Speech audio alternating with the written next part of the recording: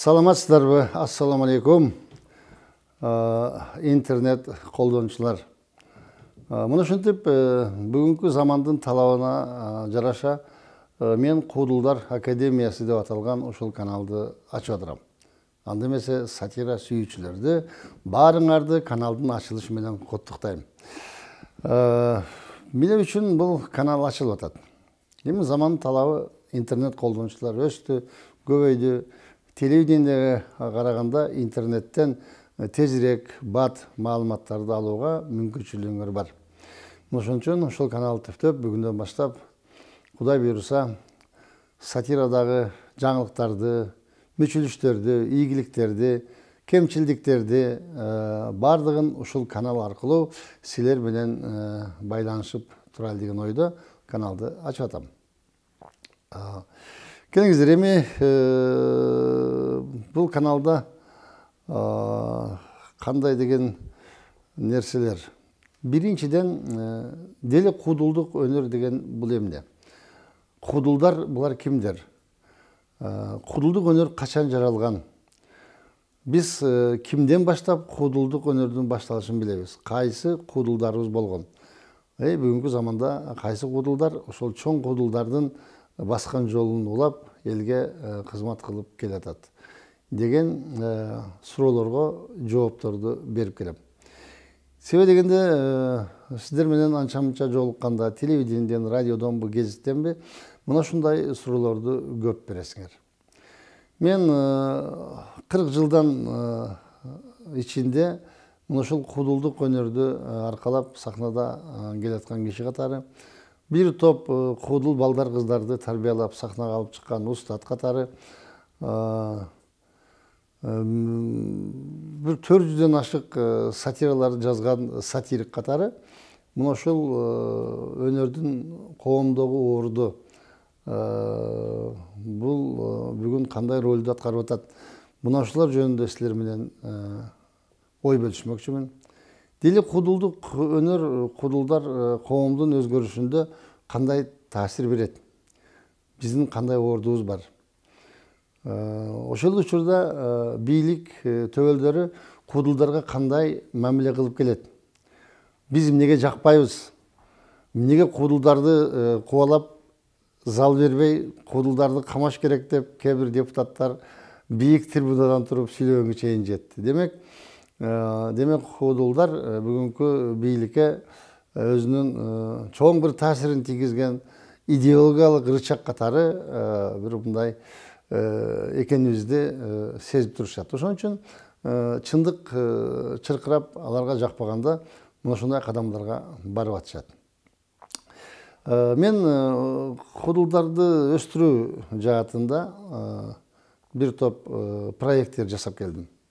Эми булар уланып күлкү баяны, сахнада куудулдар жана аялы бир топ жыл өтө чоң ийгиликтер жаратты. Анан кийин бири куудул бири шелтер азелсинчи, куудулдар кол атуусу, жети облас таймашы. Бул анын эң акыркысы бул ар бир айдын алтысы деген долбоорлор. Муну ушул канал аркылуу ошол проекттердин толук версияларын ушул каналдан гана көрө аласыздар.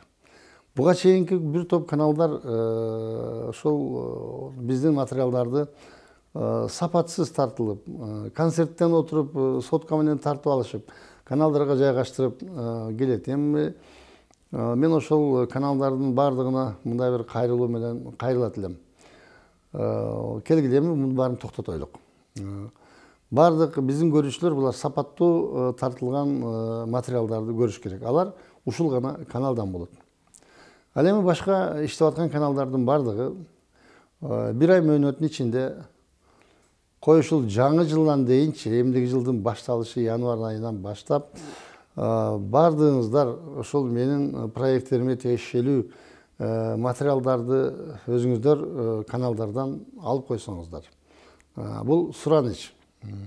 Булардын бардыгы ушул Куудулдар академиясы ушул каналда гана көрсөтүлөт. Так, сүйлөштүк. Жанагы ким бирөө айтмакчы, давайте жить дружно дейт го.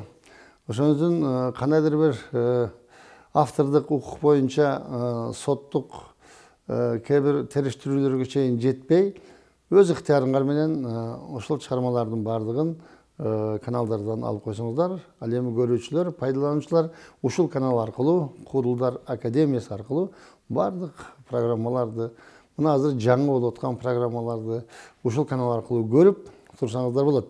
Анан сырткары Куудулдарды чакырып мен жумасына бир жолубу, айына 2 жолубу силер калтырган суроолорго жоопторду бергенге, ошолор менен маек өткөзгөнгө, силер каалаган бир багытта сатира жаатындабы, азыркы коомдо болуп аткан кандайдыр бир силерди кызыктырып аткан бийлик жактагы кандайдыр бир болуп аткан иштерди кандай чагылдырышы боюнчабы, кыскасы сиздер менен сүйлөшүп, силердин кайсы материалды сатирадан көрүнгөр келерин ушул канал аркылуу сүйлөшүп отуруп, акыры ошолорду сахнага алып чыгабыз. Максатыбыз бир гана, максатыбыз бардыгында кандайдыр бир мындай профессионалдуулук болсо, тартып алуу, эфирге чыгаруу бардыгы бир жакшы деңгээлде, сапаттуу деңгээлде чыкса, ошону менен силер менен биз байланышып турсак, ошол канал силер менен биздин ортобуздагы көпүрө болсо, сатираларга ой пикирлерди калтырсаңыздар, жаман болсо жаман деп айткыла, жакшы болсо жакшы деп айткыла. Силердин сунуштарды сөзсүз эске алуу менен мен бул каналга материалдарды толтуруп турам. Анда эмесе келиңиздер, биздин кыргыз күлкүсү кылымдарга жаңыра берсин. Силер менен ушул каналдан дайыма жолугушайлык. Анда жазылыңыздар. Сиздер канча көп болсоңуздар, биз ошончо күчтүү болобуз. Саламатта калыңыздар.